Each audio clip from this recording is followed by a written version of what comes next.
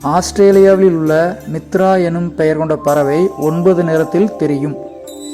கடல் புறா நீரில் மிதந்து கொண்டே தூங்கும். பச்சோந்தியின் கண்கள் எப்போதும் சுழன்று கொண்டே இருக்கும். நொடிக்கு 20 முறை மரங்கொத்தி மரத்தை கொத்தும். ஓய்வு எடுக்காமல் புறா 1000 கிலோமீட்டர் கூட செல்ல முடியும். காக்கைகள் நியூசிலாந்து நாட்டில் இல்லை. மனித உடல் நடுங்கும் பொழுது அது 5 மடங்கு உஷ்ணத்தை உருவாக்கி கொள்கிறது.